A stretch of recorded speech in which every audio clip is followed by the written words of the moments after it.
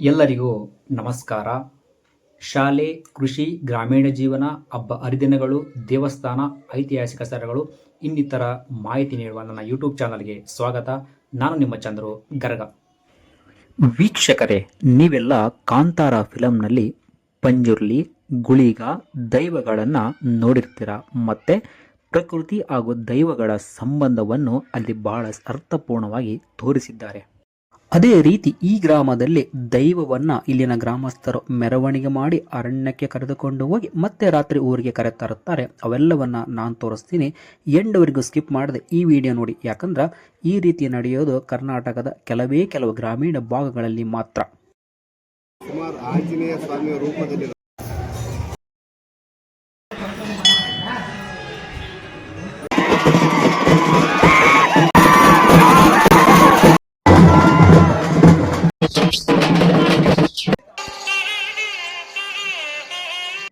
ಈ ಗ್ರಾಮದ ಆರಾಧ್ಯ ದೈವ ಶ್ರೀ ಆಂಜನೇಯ ಸ್ವಾಮಿಯ ರಥೋತ್ಸವ ಶಿವರಾತ್ರಿ ಆದ 5ನೇ ದಿನದಂದು ಜರುಗುತ್ತದೆ. ಅದಾದ ಮರುದಿನ ಇಲ್ಲಿನ ದೈವವನ್ನು ನೋಡಲು ಗ್ರಾಮದ ಸುತ್ತಮುತ್ತಲಿನ ಹಳ್ಳಿ, ಹೋಬಳಿ ಮತ್ತು ದೂರದ ಬೇರೆ ಬೇರೆ ತಾಲೂಕುಗಳಿಂದ ನೂರಾರು ಸಂಖ್ಯೆಯಲ್ಲಿ ಭಕ್ತರು ಈ ಊರಿಗೆ ಬರ್ತಾರೆ. ಹೌದು, ನೂರಾರು ವರ್ಷಗಳ ಹಿಂದೆ ವಿಜಯನಗರ ಸಾಮ್ರಾಜ್ಯ ಆಳ್ವಿಕೆಯ ಕಾಲದಲ್ಲಿ ಒಬ್ಬ ಋಷಿಮುನಿಯ ಮಾರ್ಗದರ್ಶನದಲ್ಲಿ ಈ ಗ್ರಾಮದಲ್ಲಿ ಆಂಜನೇಯ ಸ್ವಾಮಿಯ ದೊಡ್ಡದಾದ ಮೂರ್ತಿಯನ್ನು ಕಲ್ಲಿನಲ್ಲಿ ಕೆತ್ತಿ ಸ್ಥಾಪಿಸಲಾಗಿದೆ ಅನ್ನುತ್ತಾರೆ ಇಲ್ಲಿನ ಗ್ರಾಮಸ್ಥರು. ಮತ್ತು ಈ ಗ್ರಾಮವನ್ನು ಕಾಯುವ ದೈವ ಅಂತಾನೇ ನಂಬಿದ್ದಾರೆ ಈ ಊರಿನವರು. ಅದೇನೇ ಇರಲಿ, ಇದೇ ಆರಾಧ್ಯ ದೈವ ಸ್ವಾಮಿಯ ಪೂಜೆ ಮಾಡುವ ಪೂಜಾರಿಯ ಮೈ ಮೇಲೆ ಬರುತ್ತೆ ಅನ್ನುವ ನಂಬಿಕೆ ಇಲ್ಲಿಯವರದು. ಈ ರೀತಿ ಆಚರಣೆ ನಡೆಯೋದು ಕರ್ನಾಟಕದ ವಿಜಯನಗರ ಜಿಲ್ಲೆ ಹೊಸಪೇಟೆ ತಾಲೂಕಿನ ಗರ್ಗ ಗ್ರಾಮದಲ್ಲಿ. ಪೂಜಾರಿಯು ಅಂದು ಉಪವಾಸ ಇದ್ದು ಇವರಿಗೆ ಧಾರ್ಮಿಕ ವಿಧಿವಿಧಾನಗಳ ಮೂಲಕ ಗ್ರಾಮದ ದೇವರ ಮನೆಯಲ್ಲಿ ಇವರಿಗೆ ಆಂಜನೇಯನ ಮುಖವನ್ನೇ ಹೋಲುವ ಥರ ಬಣ್ಣವನ್ನು ಹಚ್ಚಿ ತಲೆಗೆ ಕೆಂಪು ಬಟ್ಟೆ ಕಟ್ಟಿ ಇವರಿಗೆ ದೈವವನ್ನು ಬರೆಸಿ ಅವರ ಕೈಗೆ ಕತ್ತಿಯನ್ನು ಕೊಡುತ್ತಾರೆ. ಅದಾದ ನಂತರ ಶಂಖ, ಜಾಗಟೆ, ಪಂಜು, ಅಲಗಿ ಮತ್ತು ಮೇಳಗಳ ಮೂಲಕ ಊರಿನ ಮುಖ್ಯ ಬೀದಿಯಲ್ಲಿ ದೇವಸ್ಥಾನಕ್ಕೆ ಕರೆತರುತ್ತಾರೆ. ಕರೆತಂದು ಕೆಲವೇ ನಿಮಿಷಗಳ ನಂತರ ಅರಣ್ಯಕ್ಕೆ ಹೋಗ್ತಾರೆ. ಯಾಕೆ ಫಾರೆಸ್ಟ್ಗೆ ಹೋಗ್ತಾರಂತೆ ಬಿಟ್ಟು ನಾನು ನಿಮಗೆ ಹೇಳ್ತೀನಿ. ಅದಕ್ಕೂ ಮೊದಲು ಇದನ್ನು ನೋಡಿ. ಸಂಜೆ ಸುಮಾರು 4 ಗಂಟೆ ನಂತರ ಶುಭಮುಹೂರ್ತದಲ್ಲಿ ದೈವವನ್ನು ದೇವರ ಮನೆಯಿಂದ ಹೊರಗಡೆ ಕರೆದುಕೊಂಡು ಬರುವುದನ್ನು ಗ್ರಾಮದ ಹಿರಿಯರು, ಯಜಮಾನರು, ಮಕ್ಕಳು, ಮಹಿಳೆಯರು ಮತ್ತು ಜಾತ್ರೆಗೆ ಬಂದ ಬೀಗರು ಕಾತುರದಿಂದ ಕಾಯುವುದನ್ನು ನೀವಿಲ್ಲಿ ನೋಡಬಹುದು. ಮತ್ತು ನಿಮಗೂ ಸಹ ನಾನು ತೋರಿಸ್ತೀನಿ. ಇಲ್ಲಿ ಈ ಗ್ರಾಮದವರು ದೈವಕ್ಕೆ ಬ್ಯಾಟಿ ಮರ ಅಂತ ಕರೀತಾರೆ. ಯಾಕ ಈ ಥರ ಕರೀತಾರಂತೆ ಬಿಟ್ಟು ನಾನು ನಿಮಗೆ ಮುಂದೆ ಹೇಳ್ತೀನಿ.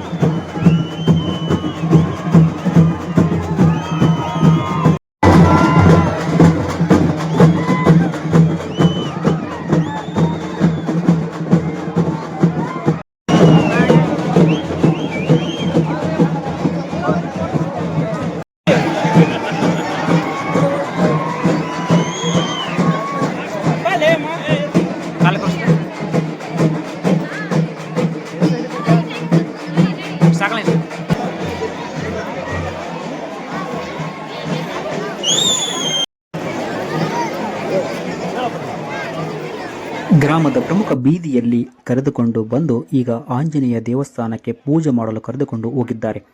ಪೂಜೆ ಮಾಡಿ ಮತ್ತೆ ಹೊರಗಡೆ ಬರುವವರೆಗೂ ಇದರ ಬಗ್ಗೆ ಗ್ರಾಮಸ್ಥರು ಏನು ಹೇಳ್ತಾರ ನೋಡೋಣ. ಈಗ ಆಂಜನೇಯ ಸ್ವಾಮಿ ರಥೋತ್ಸವ ಮರುದಿನ ಬ್ಯಾಟಿ ಮರದ ಕಾರ್ಯಕ್ರಮ ಇರುತ್ತದೆ. ಆ ಕಾರ್ಯಕ್ರಮದ ಹಿನ್ನೆಲೆ ಏನಂತಂದರೆ ಪುರಾತನ ಕಾಲದಿಂದಲೂ ನಮ್ಮ ಹಿರಿಯರು ನಡೆಸ್ಕೊಂಡು ಬಂದಿರತಕ್ಕಂಥ ಕಾರ್ಯಕ್ರಮ. ಆ ಕಾರ್ಯಕ್ರಮ ನಮ್ಮ ಆಂಜನೇಯ ಸ್ವಾಮಿ ಪೂಜಾರಿಯು 5 ದಿನ ಒಂದೊತ್ತು ಇದ್ದು 5 ದಿನ ಒಂದತ್ತು ಆದಮೇಲೆ ತೇರಾದ ಮರುದಿನ ಆತನ್ನು ನೋಡೋ ಊರಿನಲ್ಲಿರುವ ದೇವರ ಮನೆ ಅಲ್ಲಿಗೆ ಕರೆದುಕೊಂಡು ಹೋಗಿ ಆತನ ಒಂದು ಶ್ರೀ ಆಂಜನೇಯ ಸ್ವಾಮಿ ತರನೇ ಅಲಂಕಾರ ಮಾಡಿ ಅಲ್ಲಿಂದ ವಿಜೃಂಭಣೆಯಿಂದ ಮೆರವಣಿಗೆ ಮೂಲಕ ಮತ್ತೆ ದೇವಸ್ಥಾನಕ್ಕೆ ಕರೆತರೋದು.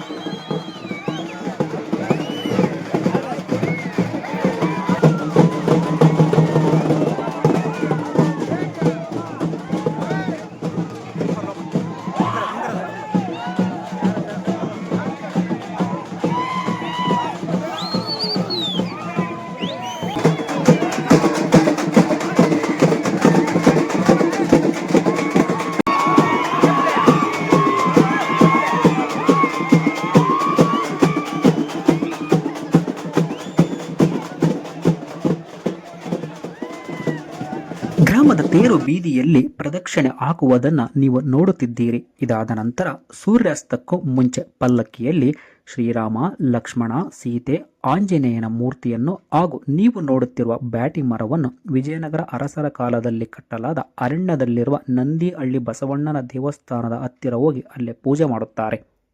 ಅದಾದ ನಂತರ ಅರಣ್ಯದಲ್ಲಿರುವ ತದಕಿನ ಮರ, ಇದು ಮರದ ಒಂದು ಜಾತಿ. ಇದನ್ನ ಬೇರು ಸಹಿತ ತೆಗೆದುಕೊಂಡು ರಾತ್ರಿ ಸುಮಾರು 9 ಗಂಟೆಗೆ ಮತ್ತೆ ಗ್ರಾಮದ ಪಾದುಗಟ್ಟೆ ಹತ್ತಿರ ಬಂದು ಅಲ್ಲಿ ಜನಪದ ಹಾಡು, ಮಣೆವು ಹಾಡುವ ಮೂಲಕ ಅರಣ್ಯದಿಂದ ತಂದ ಮರದ ಮೇಲೆ ದೈವವನ್ನು ಕೂಡಿಸಿ ಕುಣಿಸುತ್ತಾರೆ. ಮರದ ಮೇಲೆ ಕೂಡಿಸಿ ಕುಣಿಸುವುದರಿಂದ ಇಲ್ಲಿನ ಗ್ರಾಮಸ್ಥರು ಇದಕ್ಕೆ ಬ್ಯಾಟಿ ಮರ ಅಂತ ಕರೀತಾರೆ.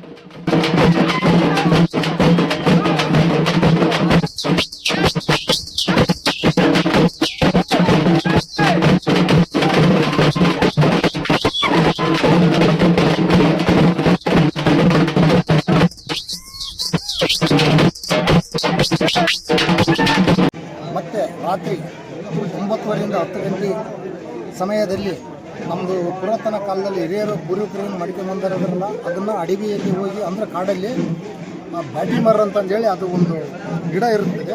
ಆ ಮರವನ್ನು ಬುಡ ಸಮೇತ ಬೇರು ಸಮೇತ ಕಿತ್ತು ಗ್ರಾಮಸ್ಥರು ಹೇಳಿದಂತೆ ಮಧ್ಯರಾತ್ರಿ ದಾಸಯ್ಯನವರು ದೈವಕ್ಕೆ ಬೇವಿನ ಮರದ ಎಲೆಯನ್ನು ತಿನ್ನಿಸುವುದರಿಂದ ಆಂಜನೇಯ ಸ್ವಾಮಿಯು ಪೂಜಾರಿಯ ಮೈಯಿಂದ ಹೋಗುತ್ತಾನೆ ಅನ್ನುವ ನಂಬಿಕೆ ಇದೆ.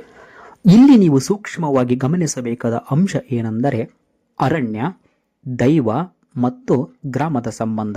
ಯಾಕಂದ್ರೆ ಅರಣ್ಯದಿಂದ ತಂದ ಆ ಮರವನ್ನು ಗ್ರಾಮಸ್ಥರು 5ನೇ ದಿನ ಆಂಜನೇಯನ ದೇವಸ್ಥಾನದ ಪಕ್ಕದಲ್ಲಿ ನಾಟಿ ಮಾಡುವುದರಿಂದ ಪಕ್ಷಿಗಳಿಗೆ ಆಸರೆಯಾಗುವುದಲ್ಲದೆ ಗ್ರಾಮಕ್ಕೆ ಒಳ್ಳೆಯ ಗಾಳಿ ಮತ್ತು ಆಮ್ಲಜನಕ ಸಿಗುತ್ತದೆ.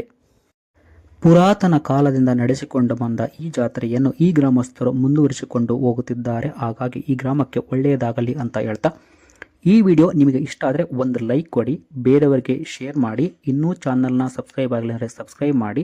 ನಿಮ್ಮ ಅನಿಸಿಕೆ ಸಲಹೆಗಳನ್ನು ಕಮೆಂಟ್ ಮಾಡಿ ಅಂತ ಹೇಳ್ತಾ ಮತ್ತೆ ಮುಂದಿನ ವಿಡಿಯೋದಲ್ಲಿ ಹೊಸ ಜಾಗ ಹೊಸ ವಿಷಯ ಜೊತೆ ನಾನು ನಿಮಗೆ ಸಿಗ್ತೀನಿ. ನಮಸ್ಕಾರ.